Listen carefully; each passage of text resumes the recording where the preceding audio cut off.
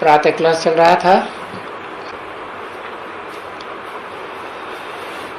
16 सितंबर 1968 सोमवार को तीसरे पेज की मध्यावधि में बात चल रही थी परियों की।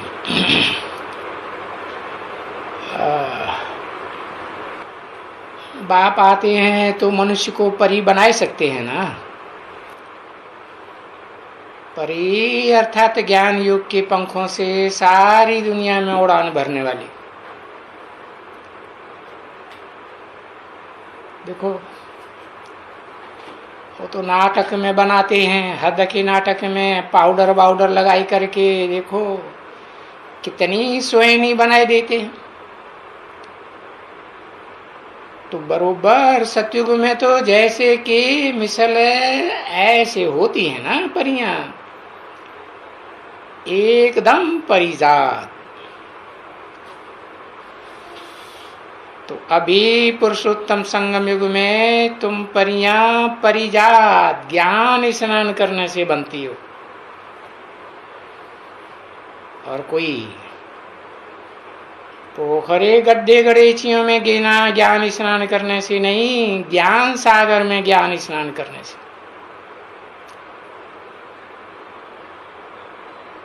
ज्ञान सागर में स्नान करेंगी तो परियां हो के निकलती। देखो है ना, बरोबर कैलाश पर्वत पर भी दिखाते हैं यादगार कि वहां भी ये ज्ञान मानसरोवर है ना, सबसे ऊंची स्टेज में, जिसका ज्ञान जल है एकदम शुद्ध है।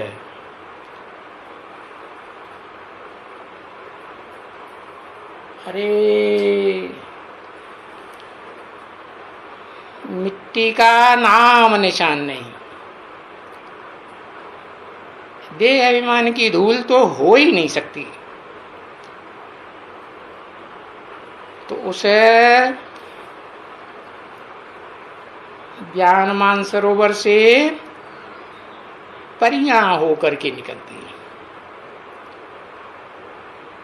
तो है ना बरोबर, जिसे ज्ञान मानसरोवर में कहते हैं कि मनुष्य अगर उसमें स्नान करे तो परी बन जावे। और ये रंगून में भी कहते हैं कि वहां भी तालाब है। तो रंगून में मनुष्य टुबका खावे तो परियां निकल जावे।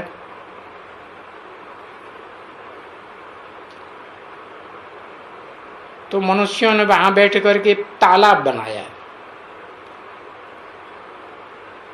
और बहुत दूर दूर तक है कुछ भी नहीं। तो बच्चे गपोड़े तो बहुत है ना। तो अभी तुम अपन से तो समझती हो कि हम क्या बन रहे हैं।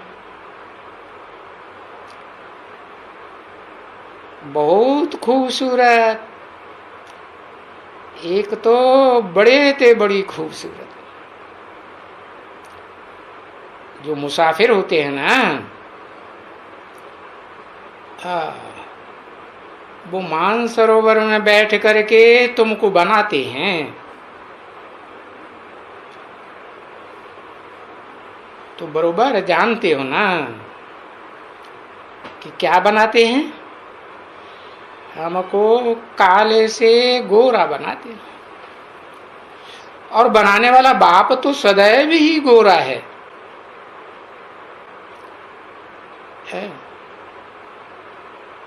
तो वो तो कोई सांवरा बनता ही नहीं है।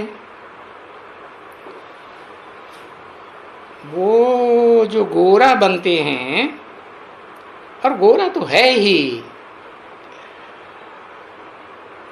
और यहां आकर के बिल्कुल सांवरे तन में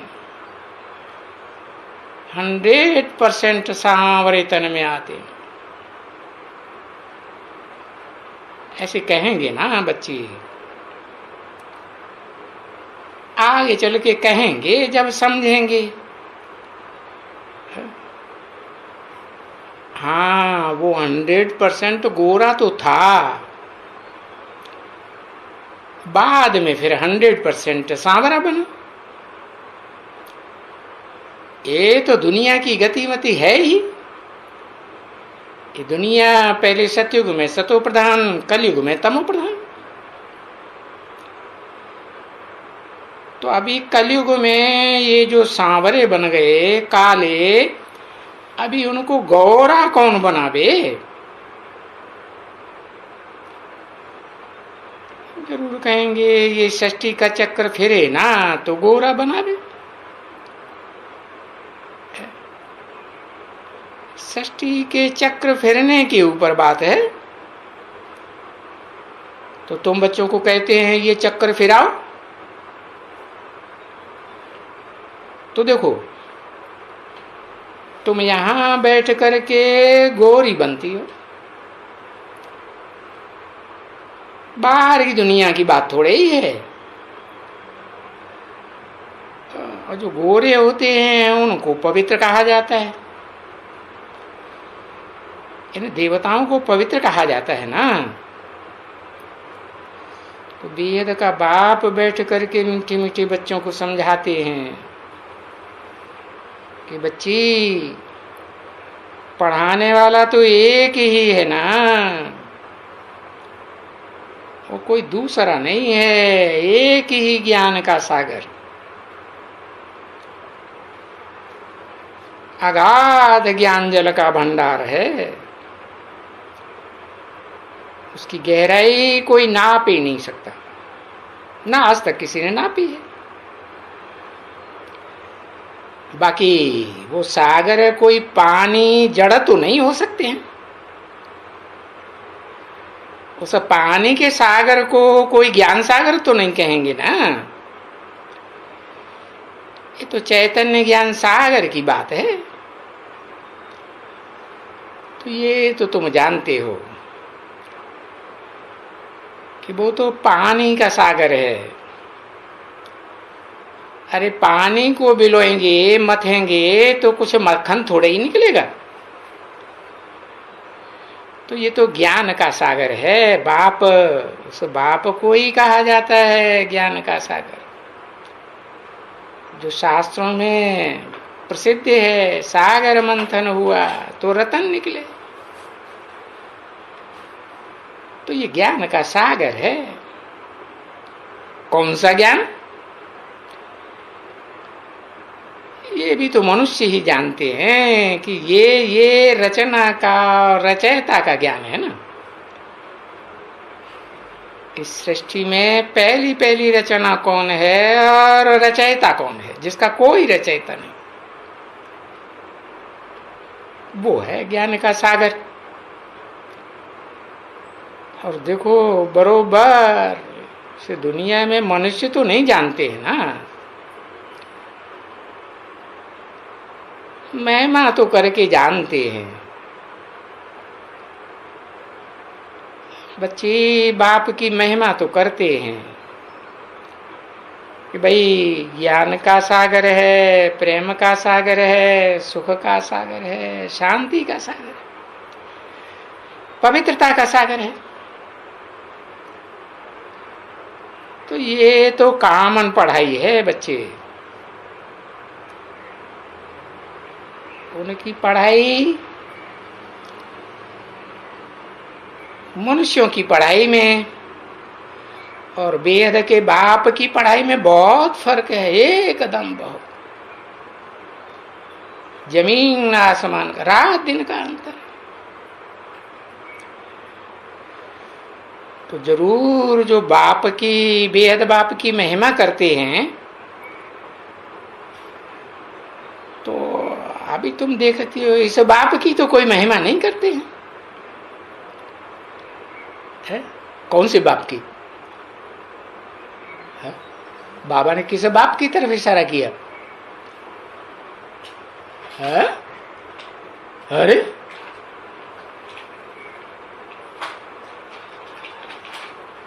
अरे ब्रह्मा की तरफ इशारा किया।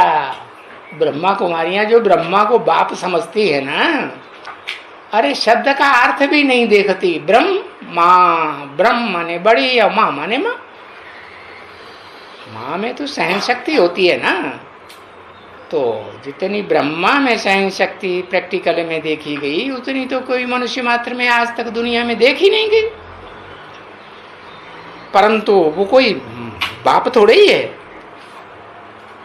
बाप की तो बहुत महिमा है, इस बाप की नहीं जिसको ब्रह्मा कुमारियां बाप समझती है। ये कोई बेहद का बाप नहीं है। बेहद का बाप तो सारी मनुष्य सृष्टि का बाप है, जो सारी मनुष्य सृष्टि की दुनिया की सभी आत्माएं उसे बाप मानती हैं। आज नहीं तो कल मानेंगे। तो उस बेहद के बाप की महिमा है ना, और ये ज्ञान का सागर है। और अभी पुरुषोत्तम संगम युग में जब एक की ही महिमा है, उन्हीं को पुकारते हैं कि आओ हमारी भी आकर के गति सदगति करो। तो ऐसी ही महिमा वाला हमको बनाओ। जैसी शास्त्रों में गायन है कि नर को नारायण बनाया, नारी को लक्ष्मी बनाया। तो देखो बरोबर तुमको बनाए गए हैं ना, और तुम बरोबर ये जानते हो कि ज्ञान का सागर भी है, और अभी नंबरवार पुरुषार्थ अनुसार बच्चे हैं। कोई अव्वल नंबर पुरुषार्थी भी है, क्योंकि ये तो पढ़ाई है ना, ज्ञान। और कौन सा ज्ञान? अनेक गुरुओं से आया हुआ ज्ञान नहीं, ये एक ही सदगुरु है जिससे आया हुआ ज्ञान। एक की पढ़ाई है। इस पढ़ाई से ही दुनिया का ऊंच से ऊंच मर्तबा मिलता है। और फिर पढ़ाई से ऐसे भी नहीं है कि कभी कोई एक रस हो जाते हैं। ऐसे पढ़ते तो सभी हैं, पीछे कोई थोड़ा पढ़ते हैं, कोई ज्यादा भी पढ़ते हैं। अब देखते हो ना पढ़ाई की बात, सब देखते हो कि सबकी पढ़ाई में रात दिन का फर्क है। जैसे उन स्कूलों में भी रात दिन का फर्क हो जाता है। वो भले छोटा स्कूल हो हद का, तो ये तो तुम जानते हो, ये तो बेहद का स्कूल है, बहुत बड़ा स्कूल है, क्योंकि सारी दुनिया इसी स्कूल में पढ़ाई पढ़ती है। तो ये देखो तो कितना बेहद का बड़ा स्कूल बनना तो है। अभी बेहद का बड़ा स्कूल बना नहीं है, अभी आएंगे तो बहुत ही ना। ये तो तुम जानते हो कि जरूर सारी दुनिया के मनुष्य मात्र को ब्राह्मण बनना है। और पढ़ाई में कैसे हैं? कोई तो पढ़ाई में बिल्कुल अच्छे हैं। ब्रह्मा के द्वारा जो पढ़ाई पढ़ाते हैं उसमें तो कोई अव्वल नंबर के ब्राह्मण बन जाते हैं,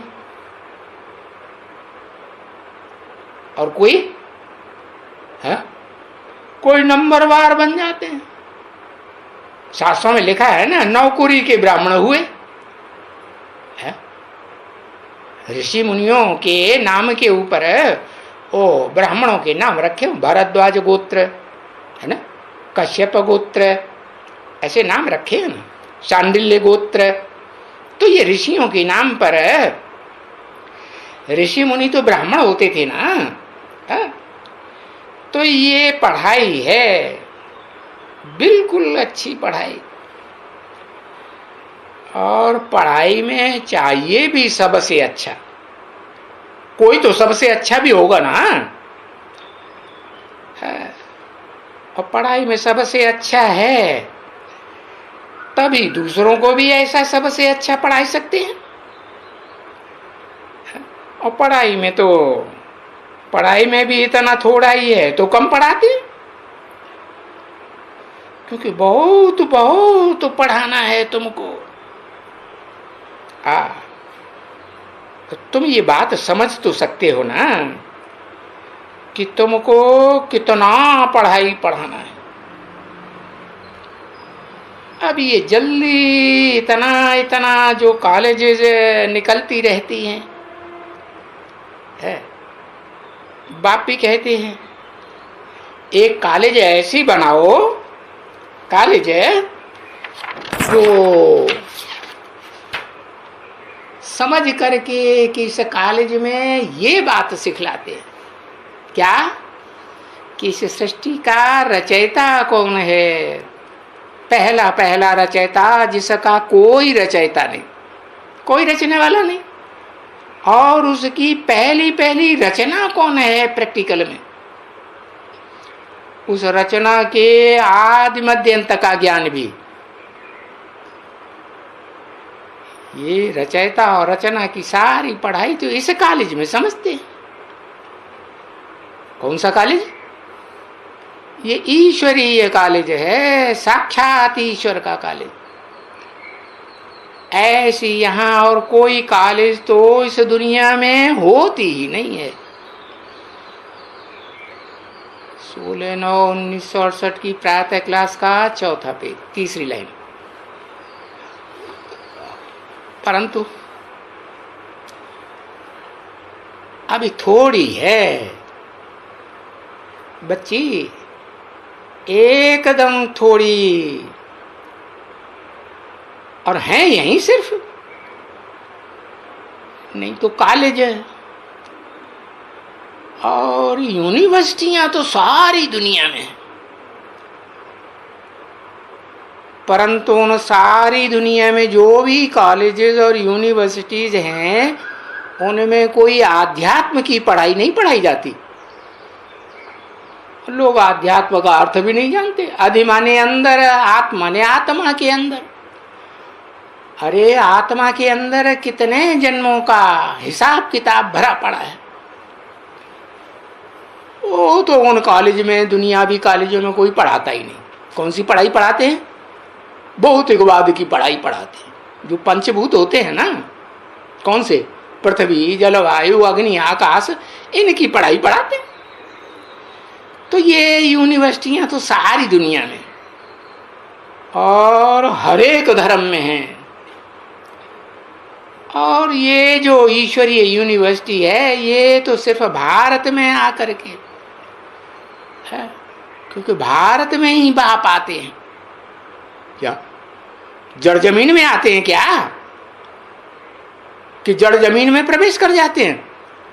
नहीं, कोई भारत जैसा नाम है वैसा काम है। भा माने ज्ञान की रोशनी, रत माने लगा रहने वाला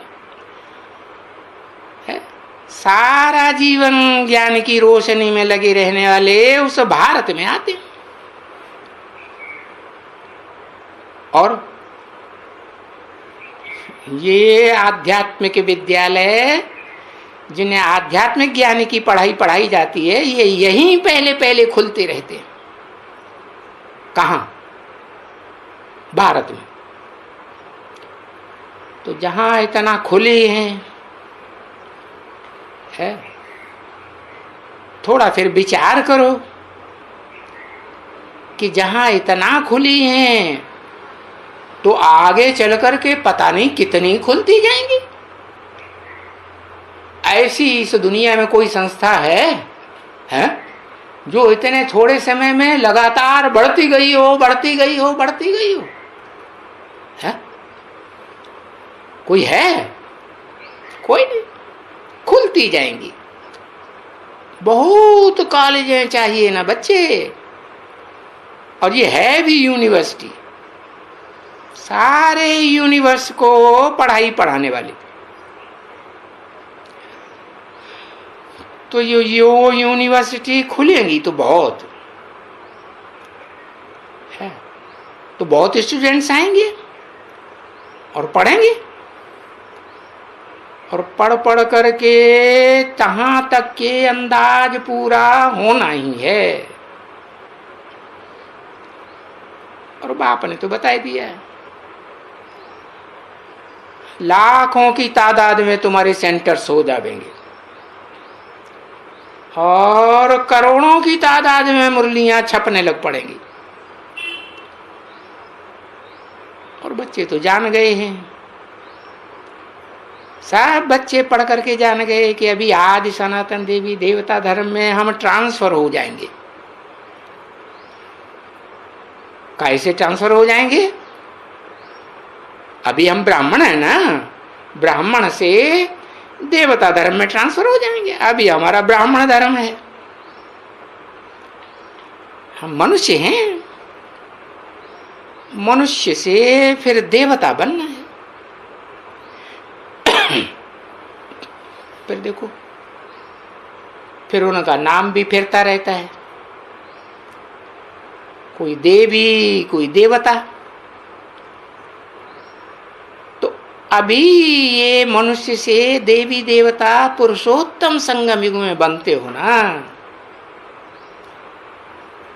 तो ये तो गायन है ना ऐसी पुरुषोत्तम संगम युग का, कि मान से देवता की एक करतन लागी बात। तो बनाने वाला है, मनुष्य से देवता बनाने वाला कोई तो है ना। अरे किसके में तो लिखा हुआ है ना,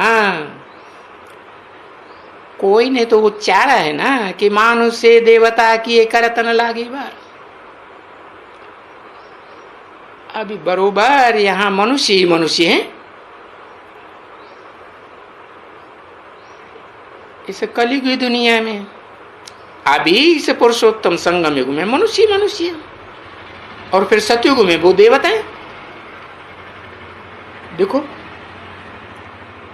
कितना रात दिन का फर्क है। इन मनुष्यों का रात दिन मन चंचल चलता ही रहता है, कभी टिकता ही नहीं एक जगह। और देवताओं का मन है चंचल होता है कि स्थिर हो जाता है, आत्मिक स्थिति में स्थित हो जाते हैं। अपन को भी आत्मा देखते हैं, दूसरों को भी आत्मिक रूप में देखते हैं। तो देखो रात दिन का फर्क है। मनुष्य और देवताओं में रात दिन का फर्क, ठीक है ना। और ब्रह्मा का दिन होता है तो उसमें होते हैं देवताएं, क्योंकि ब्रह्मा तो शांत चित्त दिखाते हैं ना, शास्त्रों में है सौम्य रूप दिखाते हैं ना, कि ब्रह्मा को कभी क्रोध करते हुए दिखाते हैं, शांत चित्त दिखाते हैं। तो कहां की यादगार? यहां पुरुषोत्तम संगम युग में कोई प्रैक्टिकल में हुआ है ना, तुम बच्चे तो देखते हो। तो ये देवताएं दिन में होते हैं, जो ब्रह्मा का दिन कहा जाता है। कैसा दिन है? ब्रह्मा सौम्य रोशनी वाला होता है, शांत रोशनी वाला। तो चंद्रमा की तो शांत रोशनी होती है ना। चंद्रमा कितने कला का होता है? 16 कला संपूर्ण चंद्रमा होता है। तो जहां सतयुग में 16 कला संपूर्ण होते हैं उनको कहा जाता है देवता। और फिर कलयुग में कलाएं घटते घटते घटते घटते कला काया चट्ट हो जाती। तो देखो कैसे बंदर बुद्धि मनुष्य बन जाते हैं। है? बुद्धि मन बुद्धि एक जगह टिकता है नहीं। तो क्यों ये ऐसे ऐसे गाया जाता है? ब्रह्मा का दिन ब्रह्मा की रात, कि ये सभी भक्त ही भक्त हैं ब्रह्मा की रात में। सब अंध श्रद्धालु अंधे, कुछ भी दिखाई नहीं पड़ता। अंधे की औलाद अंधे हैं। ये भक्ति के लिए ढूंढने के लिए देखो सारा चक्कर लगाते ही रहते हैं, कितने तीर्थों में भटकते हैं है ढूंढने के लिए। है कोई किस देवता का पुजारी, कोई किस देवी देवता का पुजारी, कोई किस भूत प्रेत का पुजारी है। मनुष्य मनुष्य के पुजारी बन जाते हैं। अच्छा अभी तुम बच्चे तो पूज्य देवता बनते हो ना। है जब तुम पूज्य देवता बनते हो तो तुमको कहीं धक्का खाने की दरकार नहीं। एक शिव बाबा, दूसरा न कोई। सतयुग में त्रेता में कोई वेद शास्त्र ग्रंथ वगैरह कुछ नहीं होता है। वहां तो भक्ति का नाम निशान नहीं होता है। भटकने की बात ही नहीं है। कोई वहां भगत होता ही नहीं है। वहां तो देवताएं हैं ना बच्ची। तो कोई भी भगत, और इस दुनिया में भगत तो है ना, सभी मनुष्य हुए भगत, और मनुष्य हैं जो फिर होते हैं देवताएं। जब देवताएं बनते हैं तो नाम ही बदल जाता है। देखो असुर से देवता बन जाते हैं, उनको सुर कहा जाता है। आपस में एक दूसरे के सुर मिला के रहते हैं, और असुर से देखो आपस में ही झगड़ते लड़ते झगड़ते रहते हैं, तो उन्हें असुर कहा जाता है। ओम शांति।